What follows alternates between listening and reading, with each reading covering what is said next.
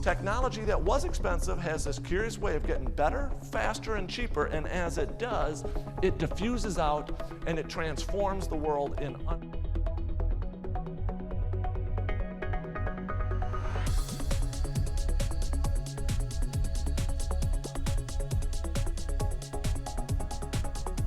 There's this other quote from Lao Tzu. He's an ancient Chinese philosopher, and he said, "To attain knowledge, add things every day. To attain wisdom, subtract things every day." And that's really going to feed into my discussion about unlearning. We heard earlier today that scientific, technical, medical knowledge is doubling every 7 years. So what that means in the future, we're going to know so much more. But what this also means is what we don't know yet is just as, if not more important than what we do know today. Because in this yet unknown knowledge is going to be extraordinary opportunity, but we have to begin opening our minds to seeing these things. So now here's a question I have for all of you. I want you to write down what two colors the yield sign. And if you said yellow and black, congratulations. But yellow and black was the correct answer up until 1971. The yield sign has, in fact, been red and white for close to 40 years. And now I know that some of you are going, no way, that is not right, that is not right. I'm here to tell you, and if you find a yellow and black yield sign, take a photo and email it to me. But here's my point. We've been driving by these red and white yield signs for close to 40 years. And yet, here's the metaphor. All of us learned information in high school, in driver's ed, in college, in law school. That was, in fact, true back then. But the world has changed, but we have not discarded that old information.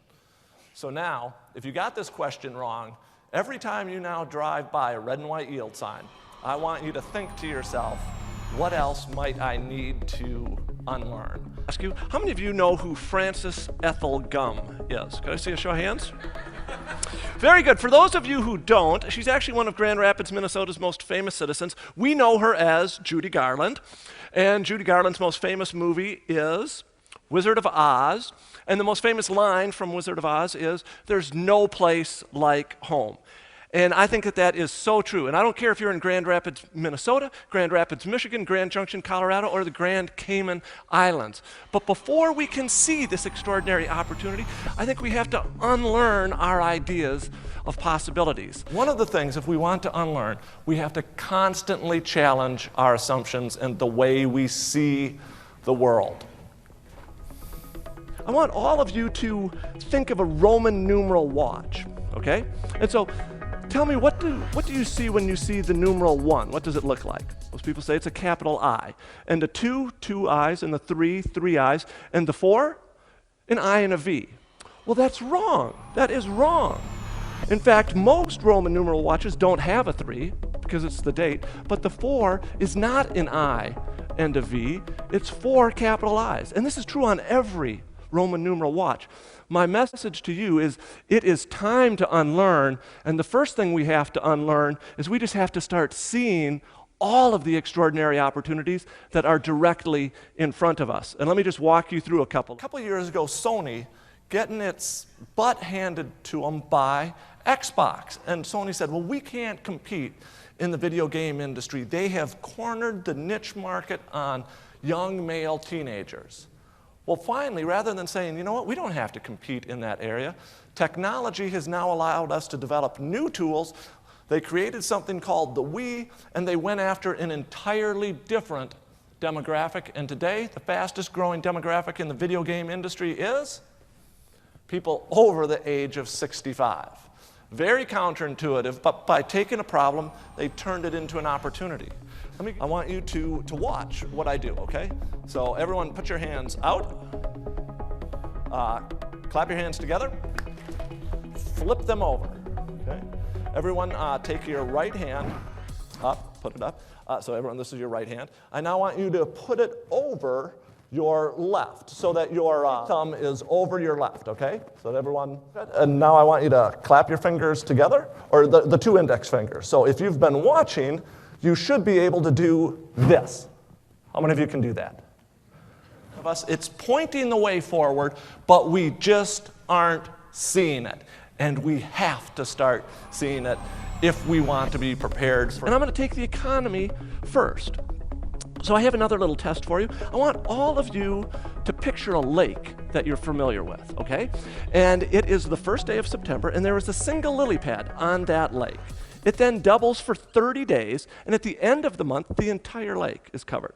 So can everyone kind of picture that? So here's the question.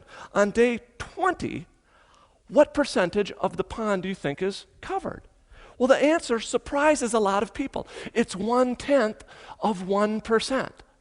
Even though it's been doubling for 20 days, it just covers a fraction. But what happens in the next 10 days is really nothing short of amazing. By day 25, it's still only about 3%. Day 28, it would be a little over 25%. Day 29, a little over half, and then boom, the whole thing is covered. The reason I tell you this is because there are 9 forces in society that have in fact been doubling. Moore's law, data storage, bandwidth, the sequencing of the human genome, advances in robotics, all of these things have in fact been doubling, but we're only at day 20. So when the way we need to think about the economy is we're just but a fraction of the way into this. There's going to be extraordinary opportunity in the future. Here's another way I want you to think about the future. Future is actually going to be very cheap or inexpensive. Can I see a show of hands? How many of you remember the 1991 hit movie Pretty Woman? I see a show of hands. Most of you do. And if you remember the movie, Richard Gere's character is a super successful businessman. And so in 1991, to show that he is a super successful businessman, what device do they show him using? Can you remember? It's this brick-like cell phone. He's kind of walking down the street, and he's the man, isn't he, in 1991? Well, he was, and that device cost $5,000 in 1991. Now fast forward to today. This picture on your right is a sign of the times. It's an unemployment line out on Wall Street. But if you look closely, what does every unemployed person have? Well, it's a cell phone, but it's not just a cell phone, is it? You can also access the internet. You can store every song you ever purchased on it. You can social network. If you are so motivated, you can shoot, edit, and produce a movie on that device. So it is a demonstrably more powerful tool at a fraction of the cost. Here's how I want you to think about this, is that it has taken, it's been estimated, 100 million hours to create Wikipedia. That sounds like a lot of time, correct? Well, here's another way to think of it. 100 million hours is the amount of time Americans are going to spend watching television commercials this weekend. That is a little humbling. But Tom, you can't tell me if we could just access citizens to help other citizens get engaged in democracy, can we do extraordinary things?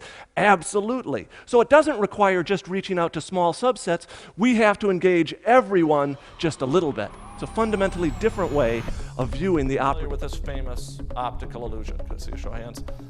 How many of you see the picture of an old woman? How many of you see the profile of a younger woman? How many of you can see both? Okay. And if you can only see one or the other, you can train yourself to see both. But here's the metaphor I'm trying to make is for years, all of us have thought of mentors as being older and more experienced. And that's entirely appropriate. And there will always be a role for that type of mentorship. But in this new environment, we're going to have to shift, and we're going to have to get reverse mentors, people who are younger and more inexperienced than us. Why? Because they view the world differently, they understand technology from a different experience, and they have skill sets that can help all of us survive in this future. I am absolutely convinced that if we can unlearn our ideas of what is possible, we can and will do impossible things in the future. Thank you very much, and that's my idea. We're spreading.